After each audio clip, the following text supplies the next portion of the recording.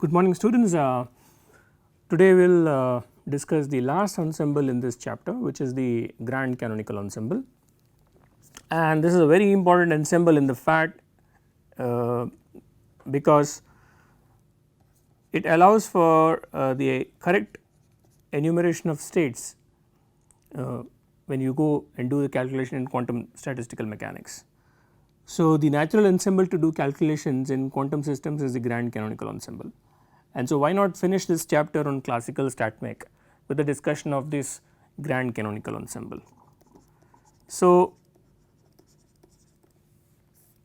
the ensemble is basically a collection of systems or microstates all specified by the macro state mu, some generalized variable x. I have taken volume here and temperature T.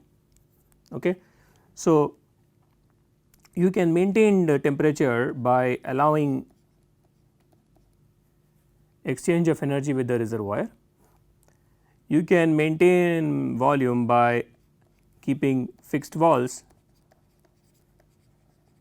So, the system is mechanically isolated, and you can maintain chemical potential in a system by allowing particle interactions with the reservoir. Okay.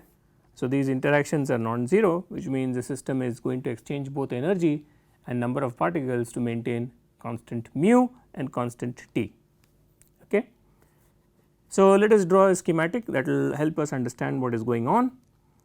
So, I am going to draw my system here.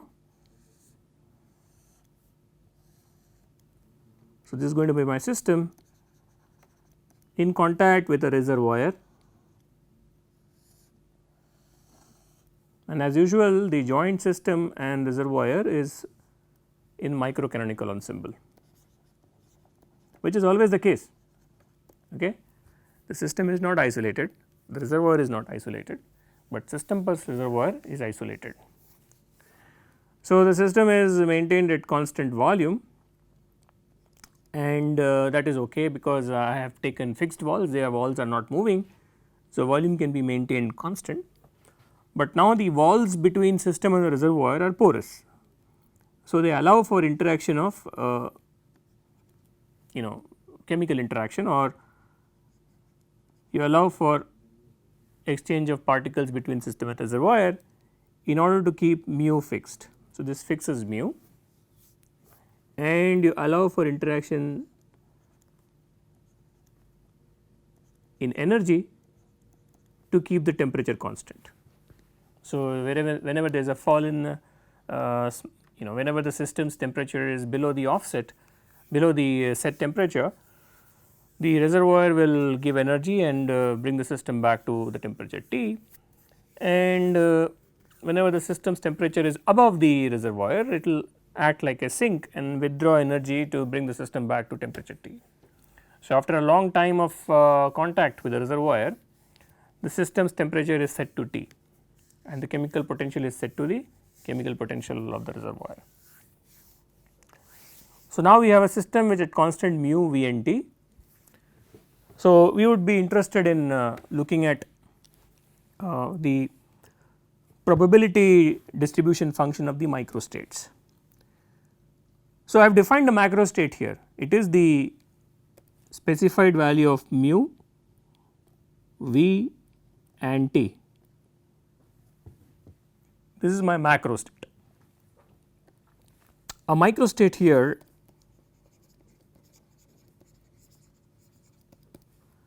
would basically correspond to, I am going to use the microstate with a different symbol here because mu is already reserved to the chemical potential, and I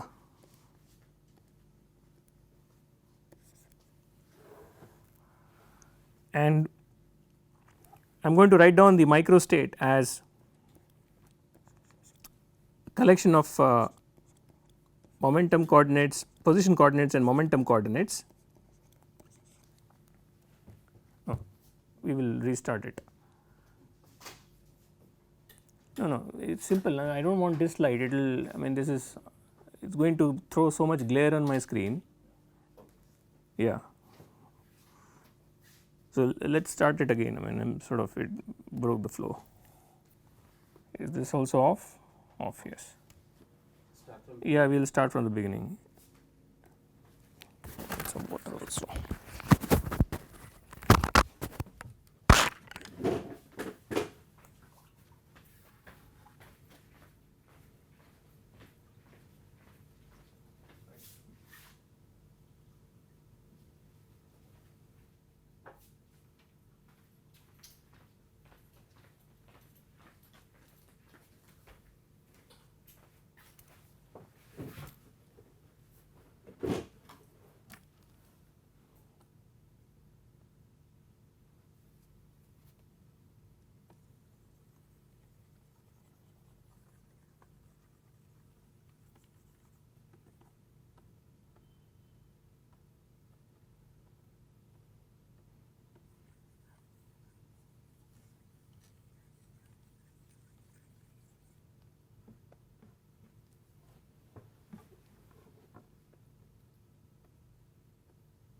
So, good morning students. Today we will talk about the last ensemble in our course. Okay. This is already not going well.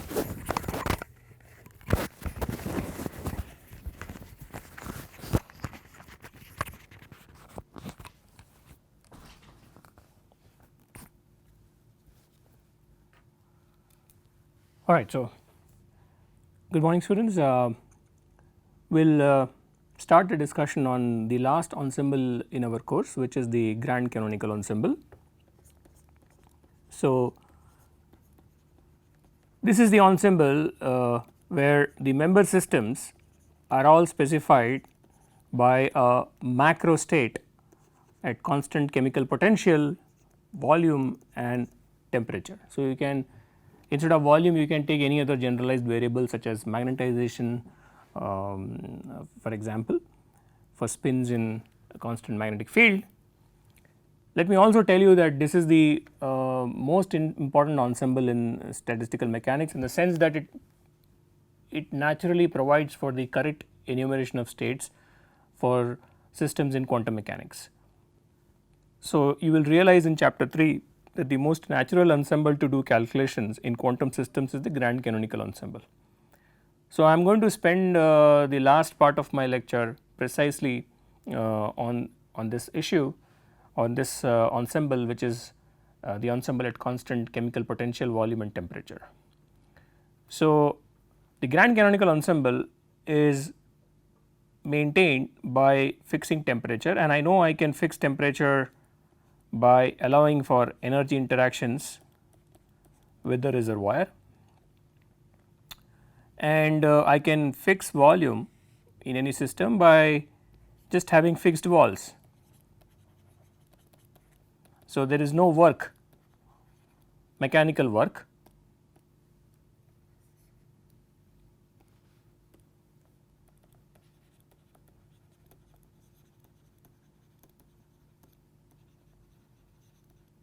So, walls do not move and there is no mechanical work, and I can fix the chemical potential by allowing exchange of particles with the reservoir. So, this is called as thermal interaction with the reservoir, and this is called as exchange of particles with the reservoir.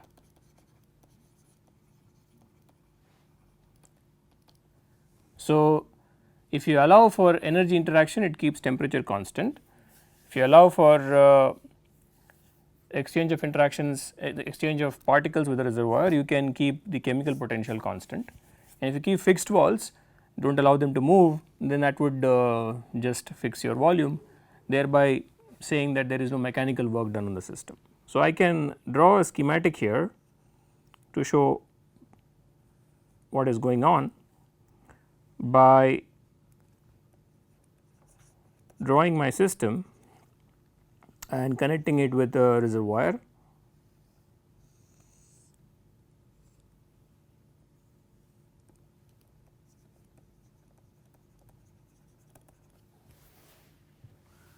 Okay. So, you can say that the system is in constant volume because the walls are fixed. Okay. So, the walls are fixed and you allow for interaction of energy. So, there is exchange of energy with the reservoir that keeps my temperature constant, okay. And you also allow for particles to be exchanged because the walls can be made to be porous. So, that would keep my chemical potential constant. Okay. So, now let us look at a typical microstate that the system can rest in. So, a microstate here is basically specified by a label nu. I am going to use a label nu because mu is already reserved for chemical potential. So, a microstate here is nothing but the set of position and momentum coordinates it belonging to a certain instant when the number of particles is n nu, because the number of particles are also changing.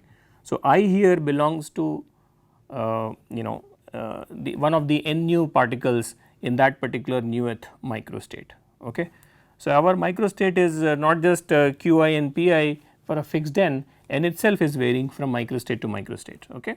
So, that is the definition of a microstate here, which tells me that the probability of finding my system in a microstate nu such that the number of particles are n nu, okay, is nothing but the Boltzmann factor e to the power minus beta into the energy scale, which in this problem is the Hamiltonian for the nuth microstate, where you have n nu particles minus an energy scale which is due to the constant chemical potential, which is mu times n nu. That is the energy scale for the problem. Okay. So, the energy scale for the problem is not the Hamiltonian alone, it is h nu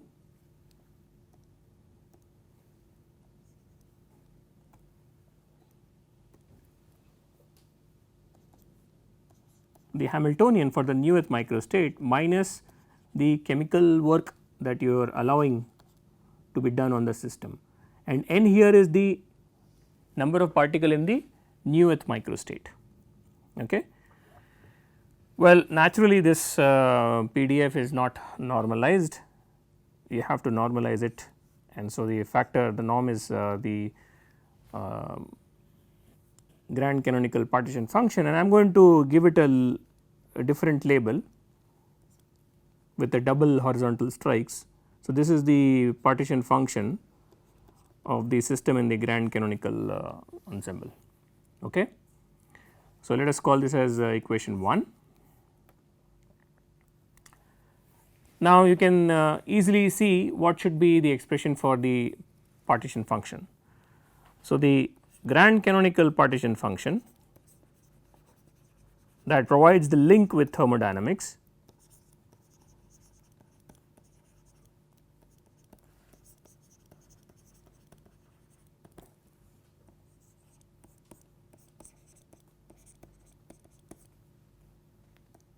can be very easily obtained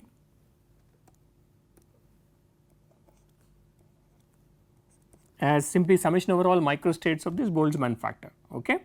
So, let us do that. So, we will take summation over all the microstates. Now, microstates is the doublet of nu n nu, okay. That is a combination which specifies a single microstate, and I am going to sum over the Boltzmann factor, which is e raised to minus beta the energy scale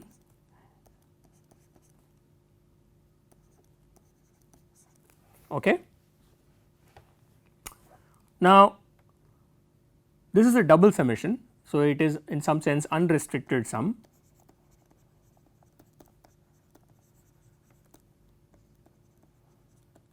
So, all possible values of n nu are taken, but I can convert this into a restricted sum and do this calculation easily. So, what I am going to say is that let me first compute the sum over all possible number of particles. Okay. So, that would be saying that I am going to take the summation over n nu. Okay. So, here the n nu will go from 0 to infinity, all possible number of particles. The extreme values of n nu would have a probability which is very small, as can be seen. Okay. So, once you have fixed your n nu, you can compute the inner sum over all microstate such that it takes the value n nu from the previous sum. Okay. And for each n nu that is set in the outer sum, you compute all possible microstates, and so I have to take e to the power beta outside, because that does not depend on the microstate nu. Okay. So, this will be acting only over e to the power beta mu n nu, because this is just the variable here is just the number of particles in the microstate, and the inner sum would now be on the microstates such that the number of particles is fixed to n nu by the outer sum, summation over e raised to minus beta h nu. Is that okay? So, now it is like changing from unrestricted sum to restricted sum. So, this thing is a restricted sum. Okay. So, you for example, you in the outer sum n nu could be 50. So, you have 50 particles in your system. For these 50 particles, compute all possible microstates by arranging the particles in the box, and that is your inner sum. Then you change 50 to 51 and then compute all possible microstates for these 51 particles and compute the inner sum. So, this way you take the number of particles in the outer sum from 0 to infinity and compute the inner sum. Okay. Now, if you pay attention to this inner sum, it is looking very familiar. Okay. So, it already looks familiar in the sense that this is nothing but the summation over the Boltzmann factor for n new particles. Okay. So, I am going to call it as the canonical partition function with n new particles. If you recall, this is the canonical partition function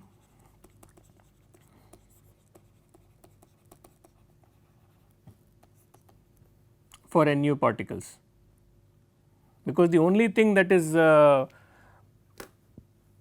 so the inner sum is at constant temperature at constant volume, okay, and now it is at a constant n nu.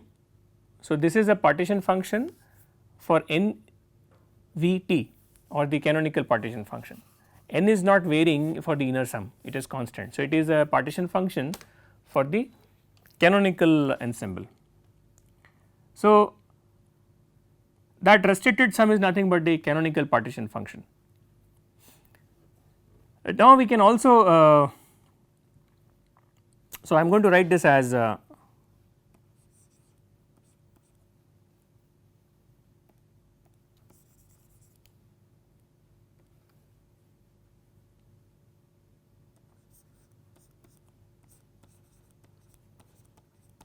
so my grand canonical partition function is this expression, summation over all n e raised to beta mu n times the canonical partition function.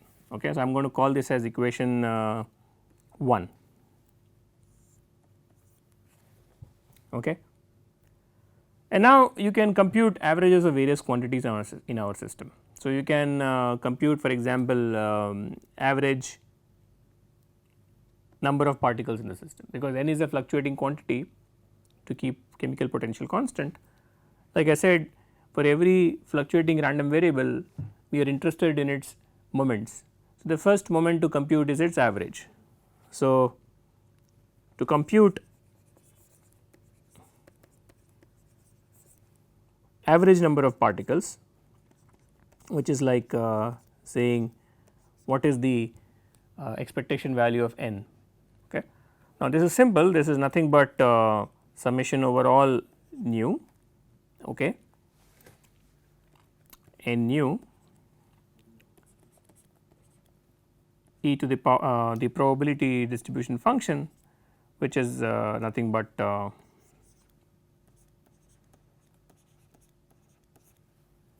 fine, which is like saying my PDF here is going to tell me what is the probability of finding a microstate with n nu particles and having momenta in position which is given by nu. So, you simply sample your n nu in that PDF and the result would be nothing but your average number of particles.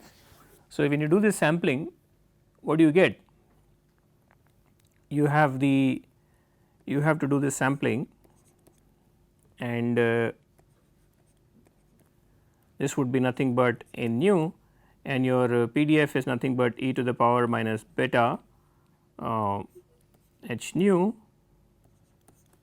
minus mu n nu over the grand canonical partition function.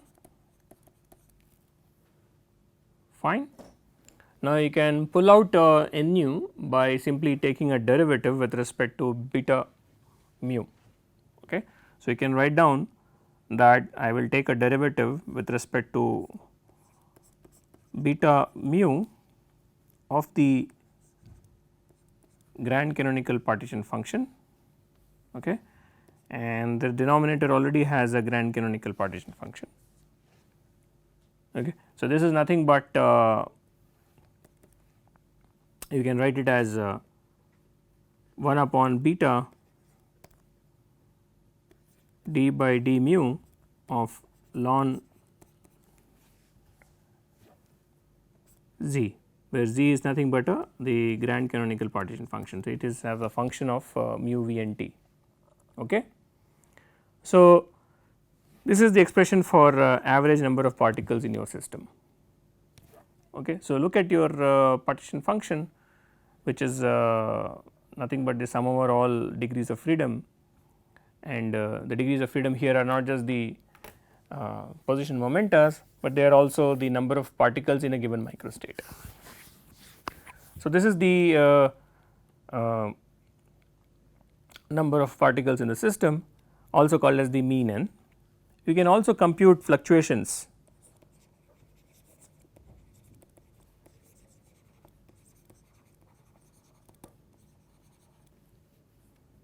of n. So, these are nothing but the second cumulant of the random variable n, and that is nothing but you take the second moment minus the square of the first moment, and then it is very simple to see that it is nothing but you can already see that this is d over d beta mu. You have to pull out n 2 times. So, it is a second derivative of this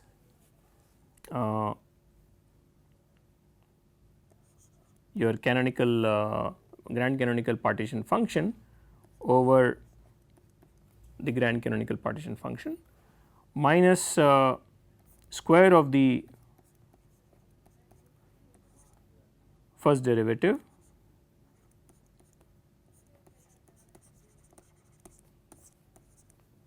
okay.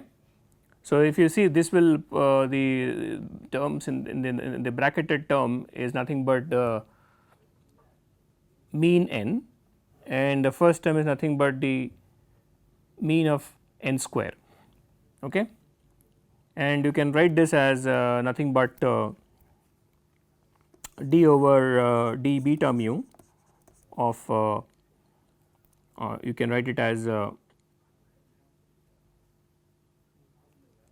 1 upon z dz over d beta mu.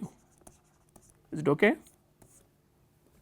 So, by chain rule it will expand to the previous equality, and if you pay attention to the fact the term in the parenthesis is nothing but logarithm of the derivative of the logarithm of z. So, this is nothing but d over d beta mu of I can write this as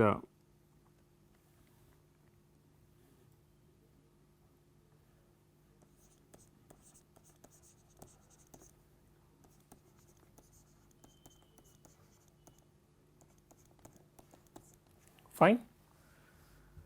Okay. So, but now this term has already been computed.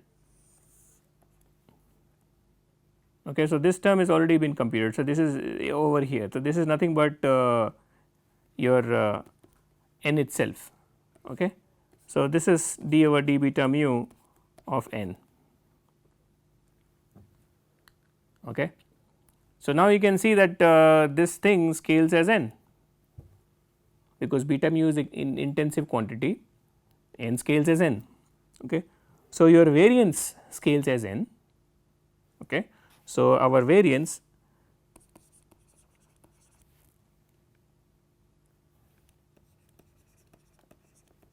scales as n. This is my variance, okay, or the second cumulant. That tells me that the standard deviation, which is square root of my variance, will scale as square root n, which is the standard deviation.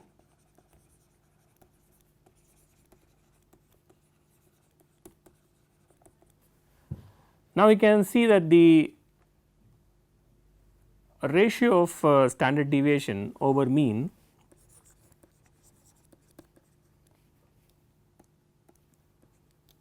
which is basically a quantification of ensemble equivalence, diminishes in the limit of large n. So, the ratio of width over mean, which will always signify how sharp your distribution is in the thermodynamic limit. So, this will be square root n over n, which is nothing but 1 upon square root n, and that will diminish or go to 0 in the thermodynamic limit. So, this is called as the ensemble equivalence. That means, our grand canonical system in the limit of n going to infinity, suppose this is a large room or a hall or an auditorium which is in grand canonical ensemble, would have its number of particles fixed. So, it would actually be a system looking very similar to a canonical ensemble. Its number of particles are fixed, no longer fluctuating. Well, you can argue that there is a fluctuation, and the as you increase the system size, the width also increases, okay, of the distribution.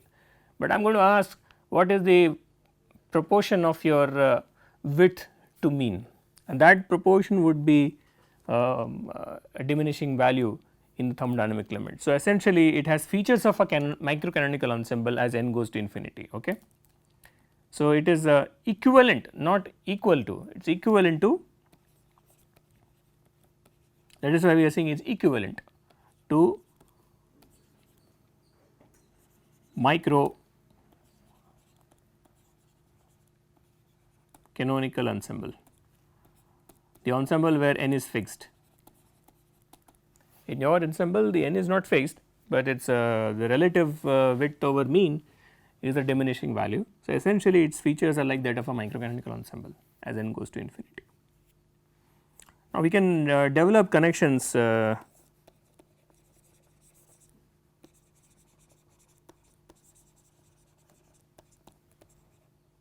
with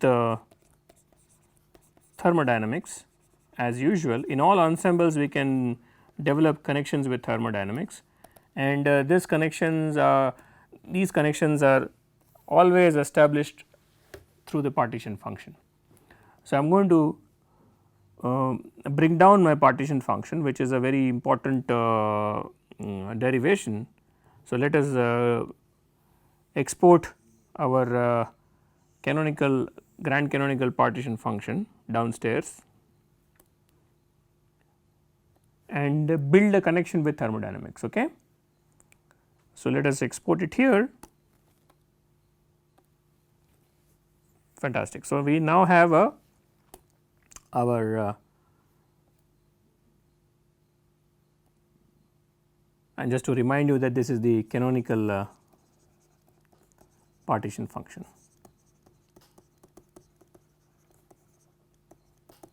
Okay.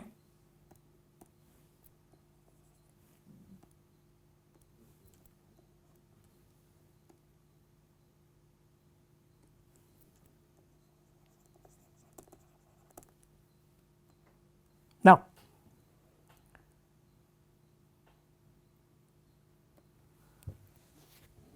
I need an approximation of this partition function, because again computing this summation over infinity is difficult.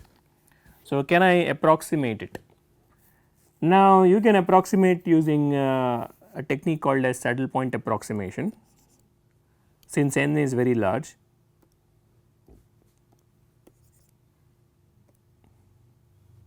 So, this is an approximation technique that is discussed in our appendix. So, you can refer to it.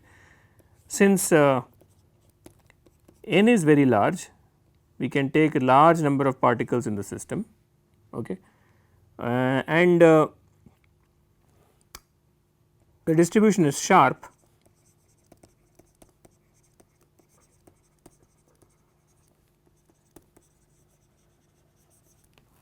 By sharp distribution, I mean I have already shown that the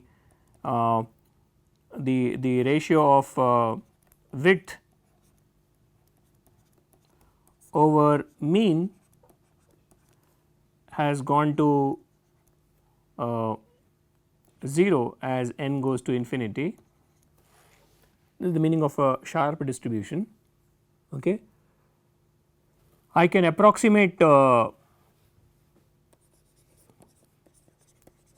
the summation in the above expression.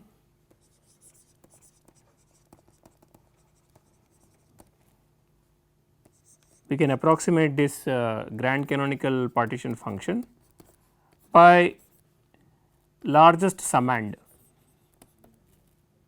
So, grand canonical partition function is already a sum over so many terms. Okay. If you look at the right hand side of the grand canonical partition function, it is a sum over so many terms. Okay. The idea here is to not take the entire sum. The idea here is to use the saddle point approximation. Okay. So, this is called as the saddle point approximation.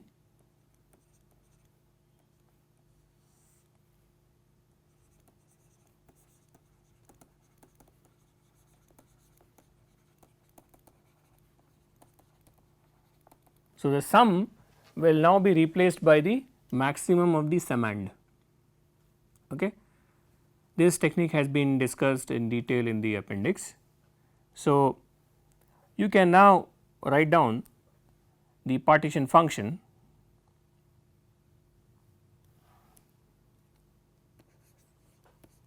the grand canonical partition function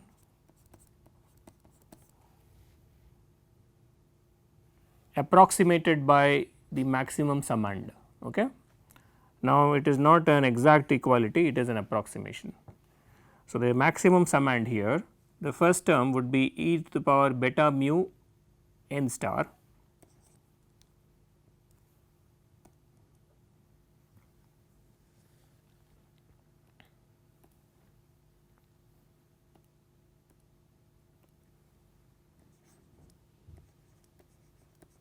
here. N star is the value that maximizes the exponential, and I have to also take, see it is a product of two values. So, I have to take maxima of both of them. So, I am going to take the maxima of z itself, the canonical partition function also. Okay. So, I will say that the n star here maximizes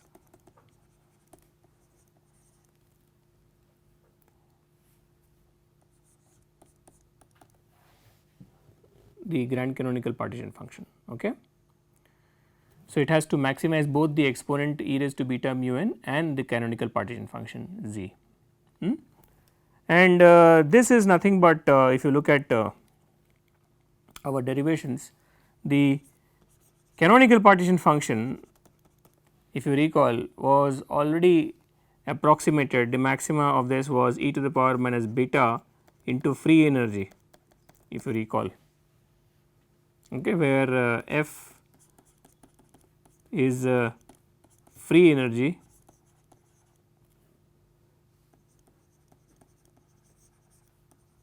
of a system. Okay. So, here E star is the free energy that minimizes the E star is the energy that minimizes free energy, and hence we take that free energy here. Okay. And so, then you can write it as basically drop all the stars, because now they are all the thermodynamic variables. So, we have dropped all the subscript and you can write it as e to the power minus beta into the free energy minus mu n. So, now all the quantities are asterisk wise. So, we have dropped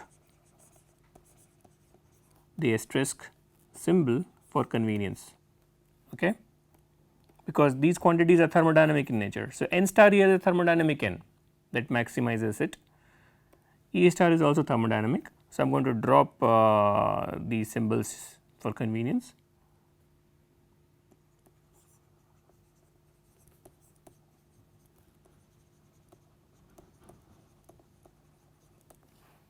Okay, because otherwise I will have a star on each symbol inside. So, dropping the symbol star with the understanding that all energies and all number of particles are already in the thermodynamic limit. So, n here in the final expression is the thermodynamic n, E star is the thermodynamic E, F is the thermodynamic F, free energy, and so on. So, I can write down this final equality as e to the power minus beta, the thermodynamic free energy or the Helmholtz free energy. I am going to write it as Helmholtz free energy is nothing but the sum of internal energy minus temperature entropy work minus mu n. So, E minus Ts is F. Okay. So, now what we have is basically all these are approximations. So, now if you look at this is my grand canonical partition function, and it is basically e to the power minus beta into some energy scale E minus Ts minus mu n. So, we can label this as some equation number, let us label it as equation number 2. So, if we define it, it is in our hands to define this energy scale. So, I am going to define it this energy scale, okay, just for convenience sake, as some grand potential. Okay. So, this is the energy scale that will build connections with thermodynamics. Okay.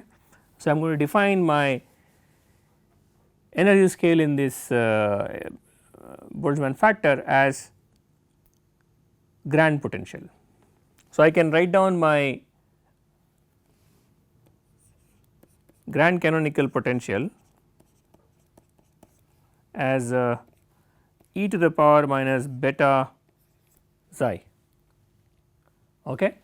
And now you can see that the connections from thermodynamics can be established by simply taking a logarithm. So, my thermodynamic energy scale is xi. So, this will be nothing but minus 1 upon beta ln the grand canonical potential.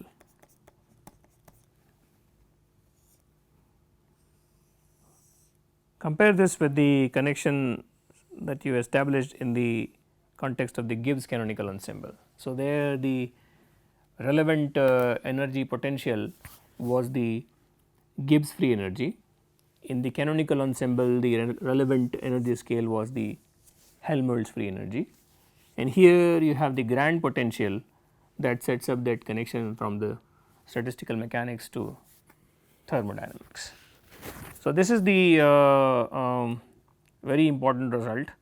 So, if you know how to compute the partition function for a system, then you can use this relationship to compute various thermodynamic quantities. What do I mean by that? Well, I mean that if you know partition function, then you can invoke appropriate derivatives of the partition function and compute the thermodynamic quantities. For instance, our energy scale here is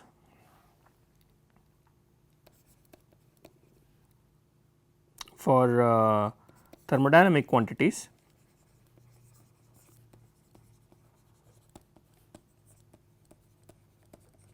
I am going to stop after this and take the example of an ideal gas in the next lecture, but just to sort of end the discussion, I want to explain what I just said. Okay, how do I invoke appropriate derivatives? So, look at this energy scale that is in front of you, the grand potential. So, this is E minus T s minus mu n. Okay. So, you start with that.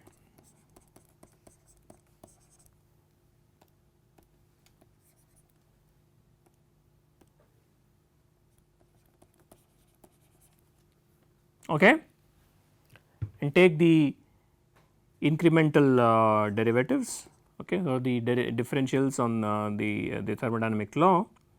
So, what you have is the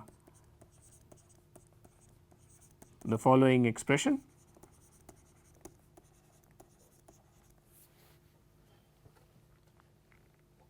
Okay, fine.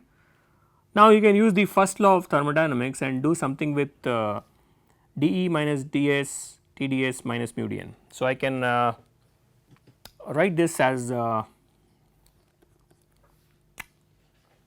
can substitute for dE minus Tds minus mu dn as simply minus P dV.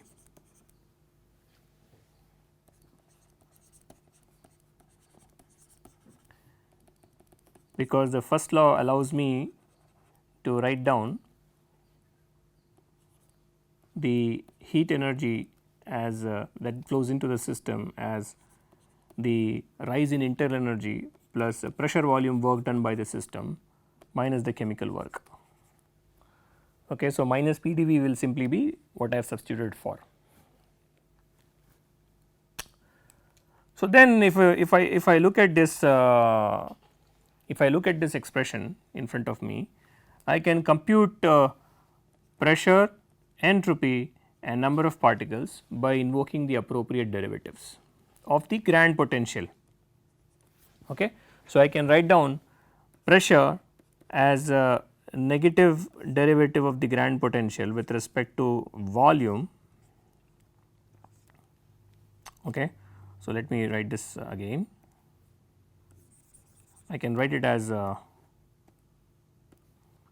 negative derivative of the grand potential at constant chemical potential and temperature, and I can compute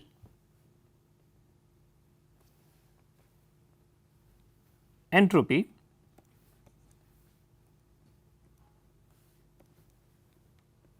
as minus derivative of the grand potential at constant temperature with respect to temperature at constant volume and chemical potential, and finally I can compute number of particles by taking derivative with respect to chemical potential.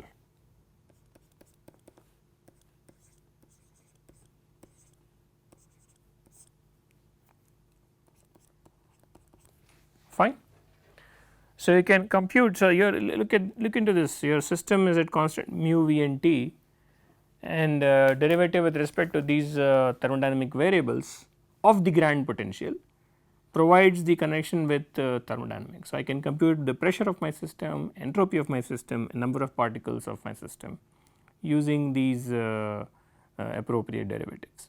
So, you can substitute for xi in these derivatives from this expression and compute all these quantities. So, if you have the knowledge of xi, you can compute all these derivatives and invoke and compute the thermodynamic quantity. So, in the next class we will take the example, I will take a working example in the class and take the ideal gas as one system and do this calculation and compute pressure, entropy and number of particles at equilibrium.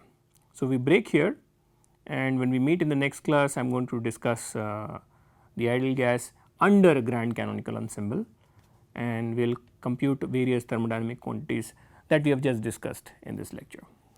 Thank you.